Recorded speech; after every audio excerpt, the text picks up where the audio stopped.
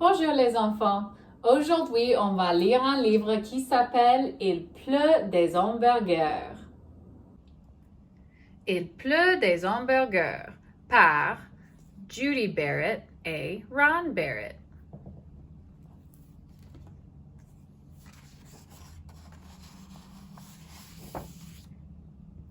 Nous étions tous assis dans la cuisine, autour de la grande table. C'était samedi matin, le jour des crêpes. Maman pressait des oranges. Henri et moi, nous faisions des paris. Lequel de nous deux mangerait le plus de crêpes? Grand-père commençait à les faire sauter.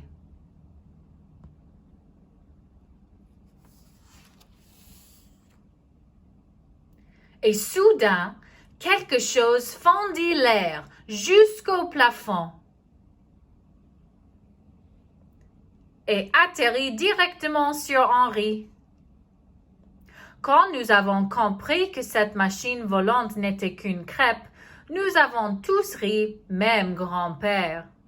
Le petit déjeuner se poursuivit sans incident. Toutes les crêpes retombèrent dans la poêle. Elles furent toutes mangées, même la crêpe volante.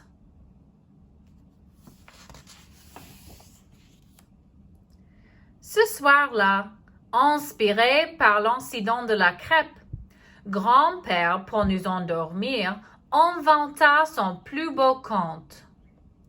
Au-delà de l'océan, au-delà de montagnes escarpées, au-delà de déserts torrides et d'un autre océan plus petit, il y avait la ville minuscule de Ratatouille.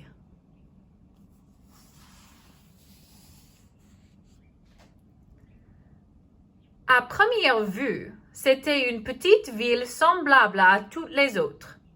Elle avait une rue principale bordée de magasins, des maisons entourées d'arbres et de pelouses, une école, 300 habitants environ et quelques chiens et chats.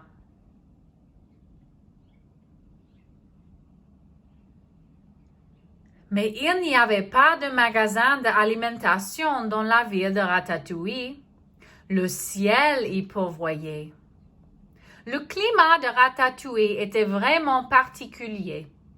3 fois par jour, au petit déjeuner, au déjeuner et au dîner, la nourriture tombait du ciel.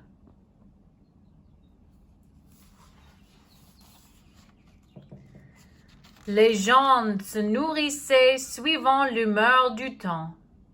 Il n'y avait jamais de pluie, jamais de neige, jamais de vent. Mais il pleuvait par exemple de la soupe et de jus de fruits.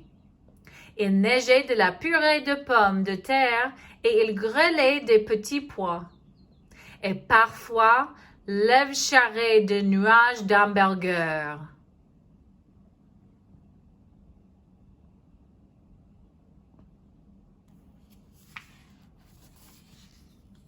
Le matin, la télévision donnait la météo du jour et parfois même les prévisions pour les menus du lendemain. Quand les habitants de la ville sortaient, ils emportaient avec eux leurs assiettes, tasses, verres, fourchettes, couteaux, cuillères et serviettes. Ainsi, ils étaient toujours prêts, quel que soit le temps. S'il y avait de restes, et il y en avait souvent, les gens les emportaient chez eux et les mettaient dans leur réfrigérateur au cas où ils auraient faim entre les repas. Les menus variaient. Le matin, au réveil, le petit déjeuner descendait du ciel. Après une brève douche de jus d'orange, arrivaient des nuages d'œufs au plat, suivis de tranches de pain grillé. Du beurre et de la confiture arrosaient les tartines. Et la plupart du temps, il pleuvait ensuite du chocolat. Pour le déjeuner, il pleuvait du nord-est des saucisses de Francfort toutes prêtes, Des nuages de moutarde s'amoncelaient tout près. Puis le vent tournait et apportait de l'ouest des haricots. Une bruine de limonade terminait le repas.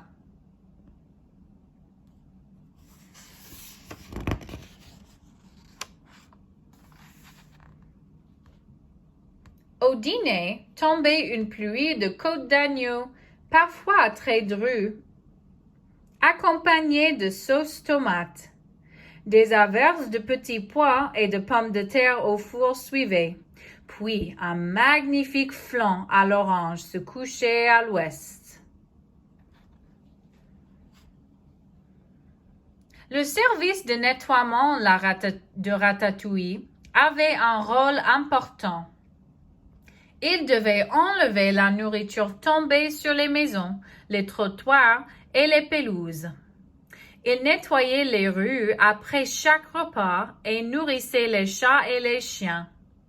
Puis il vidait une partie de ses bennes dans la mer pour nourrir les poissons, les tortues et les baleines. Le reste, utilisé comme engrais, enrichissait le sol des jardins.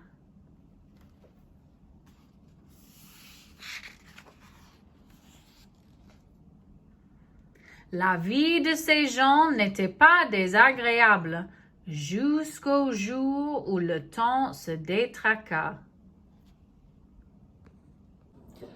Alors, il dit dans l'histoire qu'il y a un problème.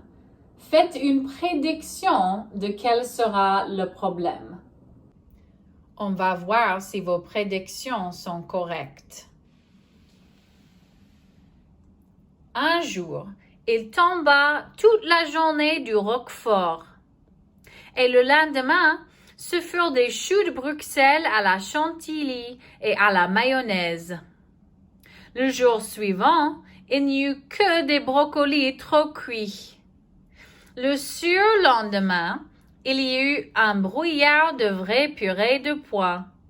On n'y voyait plus rien et il était presque impossible de trouver sa nourriture noyée dans le brouillard.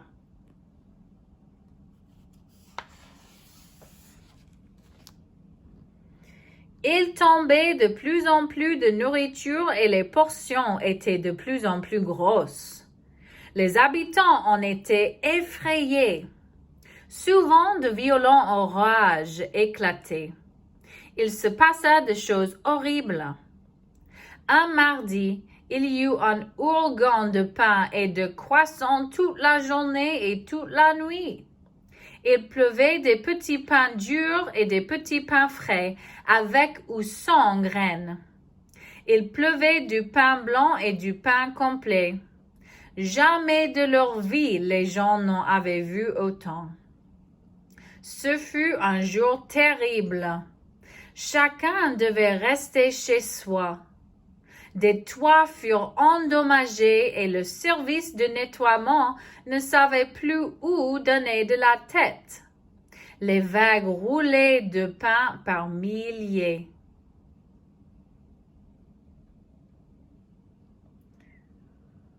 Pour déblayer, les gens en entassèrent dans leur cour autant qu'ils le purent.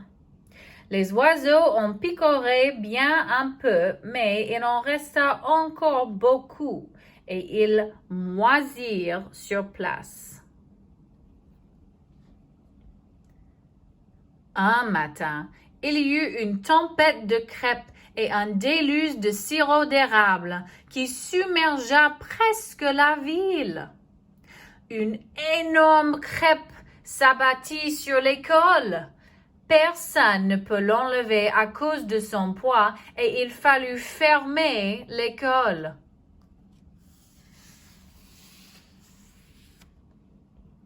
Un autre jour, les trottoirs furent envahis de sandwichs au fromage ou à la confiture. Tout le monde en mangea trop et la journée se termina par une terrible indigestion. Il y eut un vent de sel et de poivre suivi d'une tornade de tomates. Les gens éternuaient comme des fous et couraient n'importe où pour éviter les tomates. La ville était sans dessous-dessous. Il y avait des pépins et de la pulpe partout.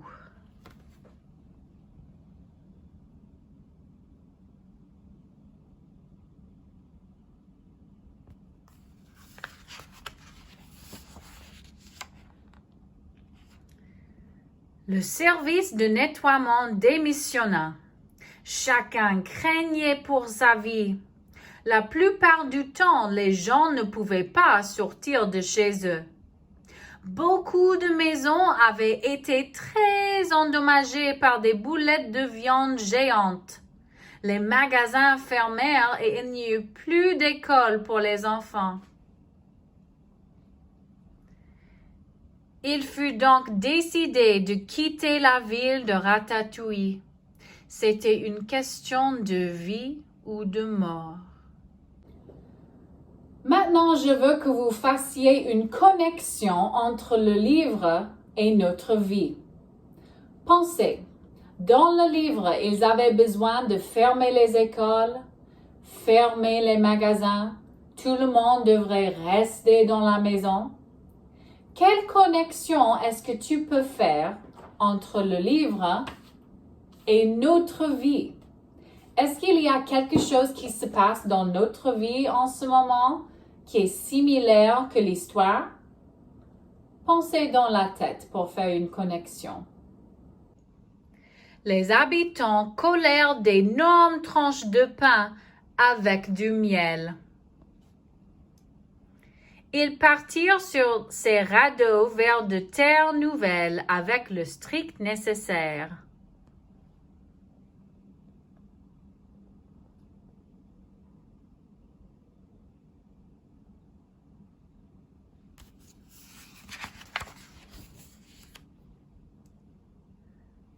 Après avoir navigué une semaine, ils accostèrent dans un petit port qui leur fit bon accueil.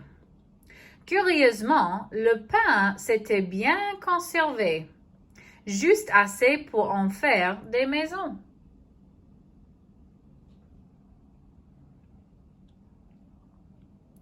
Les enfants retournèrent à l'école et les adultes se mirent à chercher du travail dans ce nouveau pays. Pour eux, le plus grand changement fut d'acheter la nourriture dans des magasins. Ils trouvaient bizarre de voir des aliments sur les étagères serrés dans des boîtes de conserve ou mis en bouteille. La viande qu'ils devaient désormais faire cuire était conservée dans de grands réfrigérateurs. Plus rien ne tombait du ciel, sauf la pluie et la neige. Plus de nuages d'œufs au plat au-dessus des toits. Plus jamais personne ne reçut des hamburgers sur la tête. Ils n'osèrent pas retourner à Ratatouille pour voir ce qui s'est passé. Ils avaient trop peur. Henri et moi, nous avons gardé les yeux grands ouverts pendant toute l'histoire de grand-père. Je me souviens même de son baiser du soir.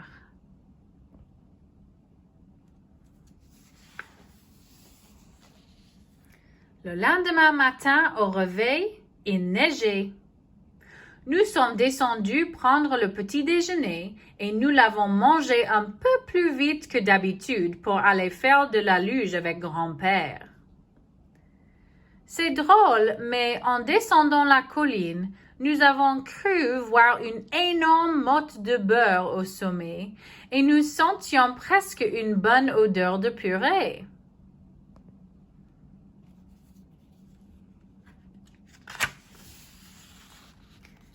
Et ça, c'est la fin. Merci d'écouter mon histoire, les enfants. Maintenant, j'ai une question. Pourquoi pensez-vous que les personnes qui habitaient à Ratatouille avaient peur d'y aller à la fin de l'histoire? Pourquoi ils avaient peur de revenir? Pensez à cette question et je vais vous voir dans ma prochaine vidéo. Au revoir.